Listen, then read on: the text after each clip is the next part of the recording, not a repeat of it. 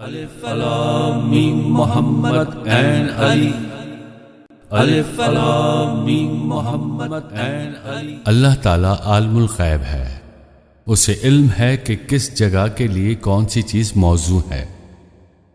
وہ جانتا تھا کہ اس دنیا میں انسان کی بہت ضرورت ہے، بے انسان کے لیے دنیا کس کام کی؟ جب کوئی اس پر رہنے سہنے والا نہیں تو یہ بیکار ہے۔ اصل بات یہ ہے کہ اس نے دنیا کے لیے انسان نہیں بنائے بلکہ انسان ہی کی خاطر دنیا بنائی۔ پروردگار نے اپنے نئے مہمان حضرت آدم علیہ السلام کی خاطر دنیا اور دنیا کی تمام ضروریات کی چیزیں پہلے سے تیار کر دیں۔ اب اس نے ارادہ کیا کہ ایک آدمی پیدا کروں جو اس دنیا میں بادشاہت کرے اور میرا محکوم، میرا خلیفہ ہو۔ فرشتوں سے کہا کہ میں ایک آدمی بنانے والا ہوں جو اس زمین پر حکومت کرے گا اور میرا خلیفہ ہوگا۔ فرشتوں نے کہا، پروردگار، یہ آدمی تو زمین پر فساد پھیلائے گا، خون بہائے گا، نہ جانے کیا کیا کرے گا، اور ہم تو تیری عبادت کرتے ہیں، تیری حمد و ثنا بیان کرتے ہیں۔ اللہ تعالیٰ نے فرمایا، جو میں جانتا ہوں تم نہیں جانتے۔ فرشتے خاموش ہو گئے۔ اللہ تعالیٰ کے ارادے کی دیر ہوتی ہے جہاں ارادہ کیا اور کام ہوا۔ اللہ تعالیٰ نے پانی اور مٹی سے ایک پاکیزہ صورت تیار کی، اس میں اپنی روح پھونکی اور اس کا نام آدم رکھا۔ پھر ان کو تمام چیزوں کے نام بتائے، کھیتی باڑی، درختوں اور پھولوں کی قسمیں بتائیں۔ اللہ تعالیٰ نے پانی اور مٹی سے ایک پاکیزہ صورت تیار کی، اس میں اپنی روح پھونکی اور اس کا نام آدم رکھا۔ پھر ان کو تمام چیزوں کے نام بتائے، کھیتی باڑی، درخت اور پھلوں کی قسمیں بتائیں، ترکاری اور غلہ کے نام سکھائے، پتھر اور لوہے کی خاصیتیں بتائیں۔ غرض یہ کہ جس چیز کی انسان کی زندگی میں ضرورتیں پیش آتی رہتی، سب کے نام اور سب کی صفتوں سے آگاہ کیا۔ جب حضرت آدم علیہ السلام تمام چیزوں کے نام، ان کی صفتوں اور ان کے فوائد سے آگاہ ہو چکے تو اللہ تعالیٰ نے فرشتوں سے فرمایا، اے فرشتو، اگر تم سچے ہو تو مجھے ان چیزوں کے نام اور ان کی صفتوں سے آگاہ کرو۔ فرشتوں نے کہا، پروردگار، ہم تیری پاکی اور حمد و ثنا کے ساتھ عذر پیش کرتے ہیں کہ ہمیں ان باتوں کا علم نہیں، ہم کو تو وہی معلوم ہے جو تو نے سکھا دیا ہے، اس کے سوا ہم کچھ نہیں جانتے۔ تو خود ہی اسی بات کو جانتا ہے، تو حکمت والا اور ہر بات سے باخبر ہے۔ اللہ تعالیٰ نے حضرت آدم علیہ السلام سے ارشاد فرمایا، اے آدم، تم ان کو فلاں فلاں چیزوں کے نام بتاؤ۔ حضرت آدم علیہ السلام نے حکم سنتے ہی تعمیل کی اور فوراً تمام چیزوں کے نام بتا دیے۔ اللہ تعالیٰ نے فرشتوں سے فرمایا، میں نے تم سے نہیں کہا تھا کہ جو میں جانتا ہوں وہ تم نہیں جان سکتے؟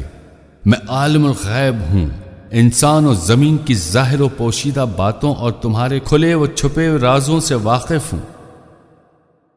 اللہ تعالیٰ نے اپنے مہمان کی قدر و منزلت بڑھانے کے لیے اور اس لیے کہ فرشتے بھی سمجھیں کہ پروردگار رب العالمین کے خلیفے کی کیا حیثیت اور کیسی قدر و منزلت ہے، یہ سرفرازی فرمائی کہ فرشتوں کو حکم دیا۔ حکم خداوندی ہے کہ اے فرشتو، آدم علیہ السلام کو سجدہ کرو۔ حکم کی دیر تھی، ادھر حکم ہوا، ادھر سجدے میں گر پڑے، مگر وہ جن جو مقرب تھا اور اپنے آپ کو بہت کچھ سمجھتا تھا، جو آج شیطان کے لقب سے پکارا جاتا ہے، جو لوگوں کو بہکاتا پھرتا ہے، اسی سے اس کا پیٹ بھرتا ہے اور اسی سے اس کے دل کی آگ بجھتی ہے۔ اس کے دل نے، اس کے غرور نے اس کو اجازت نہیں دی کہ وہ حضرت آدم علیہ السلام کو سجدہ کرتا، اسی طرح اکڑ کھڑا رہا، اپنی بڑائی کے ذم اور خودی کے نشے میں بے خود ہو رہا تھا۔ اسی بڑائی کے ذم میں اس نے پروردگار کی نافرمانی کی، اس کا حکم نہیں مانا، ہمیشہ کے لیے اللہ کی ناراضی اور اس کا غصہ مول لیا۔ پروردگار نے دیکھا کہ تمام فرشتے سجدے میں پڑے ہیں اور یہ اسی طرح اکڑا کھڑا ہے، اس کے سر کو جنبش بھی نہ ہوئی، میرا حکم سن کر اس کے ماتھے پر جوں بھی نہ رینگی۔ ارشاد ہوا، اے ابلیس، تو نے میرے حکم کی خلاف کیا، میرے ہاتھوں کی بنائی چیز کی قدر نہ کی، کیا وجہ ہے کہ تو نے آدم کو سجدہ نہ کیا؟ کس چیز نے تجھ کو آدم کے سجدے سے باز رکھا؟ شیطان نے کہا کہ کہاں میں اور کہاں آدم، میں آگ سے پیدا کیا گیا اور آدم مٹی سے بنائے گئے، جب میں ان سے بہتر ہوں تو کیوں سجدہ کروں؟ میرے دل نے یہ گوارا نہ کیا کہ میں مٹی کے پتلے کو سجدہ کروں۔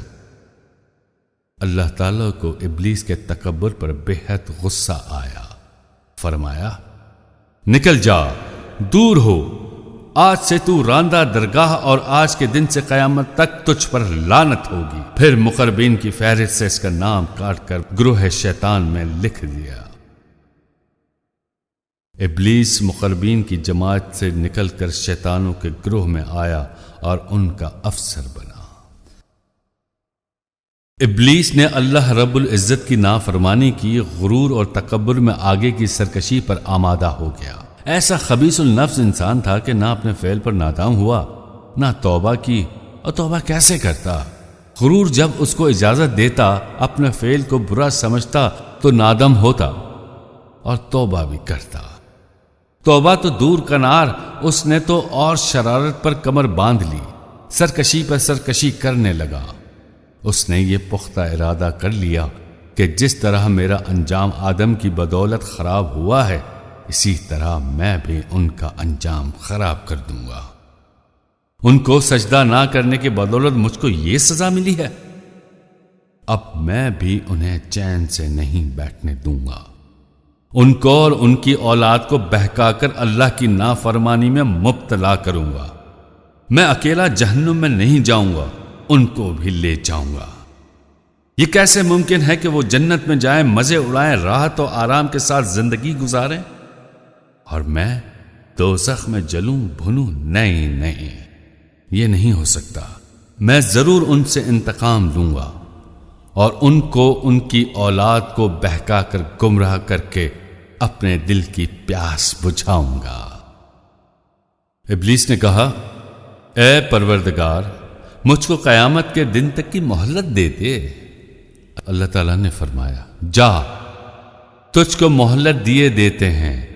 ابلیس نے کہا، اب میری عزت کی قسم کھا کر کہتا ہوں کہ تیرے بندوں کو بہکاؤں گا اور اپنے ساتھ ان کو بھی جہنم میں لے جاؤں گا۔ میں ان کے بہکانے میں کوئی دقیقہ اٹھائے نہ رکھوں گا، ان کے آگے پیچھے دائیں بائیں مکر کے جال پھیلاؤں گا اور ان کو سبز باغ دکھا دکھا کر اپنے ڈھب میں لاؤں گا، اور جہاں تک میرا زور چلے گا سوائے تیرے خاص بندوں کے، سب کو تیری نافرمانی اور ناشکری پر آمادہ کروں گا، سب کو گمراہ کروں گا۔ اللہ تعالیٰ نے فرمایا، مردود، یہاں سے نکل جا اور جو تیرا جی چاہے کر، مگر یہ یاد رکھ کہ میرے اچھے بندے تیرے بہکانے میں ہرگز نہ آئیں گے۔ تو اپنے منہ کی کھائے گا، میں بھی اپنی عزت کی قسم کھا کر کہتا ہوں کہ تجھ کو اور جو تیری انتباہ کریں گے ان سب کو جہنم کے نظر کروں گا، تم سب کو دوزخ کا کندہ بناؤں گا۔ اللہ تعالیٰ نے چاہا کہ آدم کو شیطان کی عداوت دکھا دیں۔ آدم اپنی آنکھوں سے شیطان کا بغض و حسد دیکھ لیں، اس کا مکروہ فریب پہچان لیں، اور یہ بھی سمجھ لیں کہ انسان کتنا کمزور ہے، کتنا جلد پھندے میں پڑ جانے والا، دھوکے کھا جانے والا ہے، تاکہ یہ دیکھ اور سمجھ کر ہمیشہ اس کے دھوکے سے بچیں۔ کبھی اپنے نفس پر بھروسہ نہ کریں، صرف اللہ پر بھروسہ رکھیں۔ اللہ تعالیٰ نے حضرت آدم علیہ السلام سے فرمایا، اے آدم، تم اور تمہاری بیوی جنت میں جس جگہ چاہو چین سے رہو، کھاؤ پیو، آرام اور راحت اور مزے کے ساتھ زندگی گزارو۔ نہ تم کو وہاں کسی طرح کا خوف لاحق ہوگا، نہ تم کو کوئی غم پہنچے گا، نہ بھوکے ہوگے نہ پیاسے ہوگے، نہ بیمار ہوگے نہ مرو گے، مگر دیکھو، اس کو یاد رکھنا کہ جنت میں فلاں درخت ہے، اس کے قریب نہ جانا، ورنہ تمہارا انجام بہت خراب ہوگا، پھر تمہارا شمار ظالموں میں ہو جائے گا اور تم نافرمانی میں مبتلا ہو جاؤ گے۔ شیطان کے لیے اس سے اچھا کوئی موقع ہی نہ تھا، وہ تو اس کا منتظر ہی تھا۔ اس نے سوچا کہ اللہ تعالیٰ نے آدم کو اس درخت کے پاس جانے سے بھی منع فرمایا ہے، کھا لینا تو بڑی بات ہے، اب میں انہیں بہلا پھسلا کر اس کا پھل کھلا دوں تو مزہ آ جائے گا۔ آدم جب اس کا پھل کھائیں گے تو خوب لطف آئے گا، اللہ تعالیٰ ان سے ناراض ہو جائے گا، پھر ان کا ٹھکانہ کہاں؟ بھٹکے پھریں گے جیسے میں بھٹک رہا ہوں۔ اللہ کی نافرمانی کر کے، اللہ کے حکم کے خلاف کر کے یہ چین نہیں پا سکتے، خوب سزا ملے گی، خوب نقصان اٹھائیں گے۔ جب آدم علیہ السلام اللہ کی نافرمانی میں مبتلا ہوں گے اور ان پر اللہ کا عذاب نازل ہوگا، کیسا میرا دل خوش ہوگا، میری مراد پوری ہوگی، میرا مقصد بر آئے گا، میرا بدلہ پورا پورا اتر جائے گا۔ یہ سوچ کر وہ حضرت آدم کے پاس ایک خیر خواہ دوست کی صورت میں بن کر آیا اور کہا، میں نے سنا ہے کہ تم کو تمہارے پروردگار نے فلاں درخت کے پاس جانے اور اس کا پھل کھانے سے منع فرمایا ہے۔ حضرت آدم نے کہا، ہاں۔ شیطان نے کہا، جانتے ہو کس لیے منع فرمایا ہے؟ اس لیے کہ اگر تم اس کا پھل کھا لو گے تو فرشتوں کی جنس سے ہو جاؤ گے اور ہمیشہ جنت میں رہنا ہوگا، اسی وجہ سے منع فرما دیا کہ نہ یہ کھائیں گے نہ وہ ہمیشہ کے لیے جنت کے مستحق ہوں گے۔ چونکہ میں تمہارا دوست اور سچا دوست ہوں، اس لیے مجھے تم پر افسوس آتا ہے کہ اگر تم اس درخت کا پھل نہ کھاؤ گے تو چند روز بعد جنت سے نکال دیے جاؤ گے۔ میں نے معتبر ذریعے سے یہ خبر سنی ہے، مجھے اس قدر رنج ہوا کہ میں برداشت نہ کر سکا، اور میرے دل نے کس طرح گوارا نہ کیا کہ تم کو اطلاع نہ دوں اور تم لا علمی میں مصیبت کا شکار ہو جاؤ۔ دوست کو چاہیے دوستی کا حق ادا کرے، سو میں نے تم سے کہتا ہوں کہ اگر تم ہمیشہ کے لیے جنت میں رہنا چاہتے ہو تو اس پھل کو کھا لو، ورنہ انجام وہی ہوگا جو میں بتلا چکا ہوں۔ مجھ پر اعتبار کر لو، میرا کہا مان لو، ورنہ پچھتاؤ گے۔ حضرت آدم شیطان کی چکنی چپڑی محبت آمیز باتوں میں آ گئے، بھول گئے کہ یہ ہمارا دشمن ہے، نہ یہ سمجھے کہ یہ ہم سے کسر نکال رہا ہے۔ اس کی محبت پر اعتبار کر کے اس کو اپنا خیر خواہ سمجھ کر اس کے فریب میں آ گئے اور اس درخت کا پھل کھا لیا۔ ادھر پھل کھاتے ہی بدن کے تمام کپڑے گر گئے اور شرم کی وجہ سے گھبرا کے بحشت کے پتوں سے اپنا بدن ڈھانکنے لگے، اور ادھر اللہ کا عذاب نازل ہوا۔ فرمایا، اے آدم، کیا میں نے تم کو نہیں منع کیا تھا کہ اس درخت کے قریب بھی نہ جانا؟ کیا میں نے نہیں بتلایا تھا کہ یہ شیطان تمہارا کھلا ہوا دشمن ہے؟ اس کی باتوں میں نہ آنا، اس کے مکر و فریب سے بچنا، اور تم سب کچھ بھول کر اس کے دھوکے میں آ گئے، میرے حکم کے خلاف کیا۔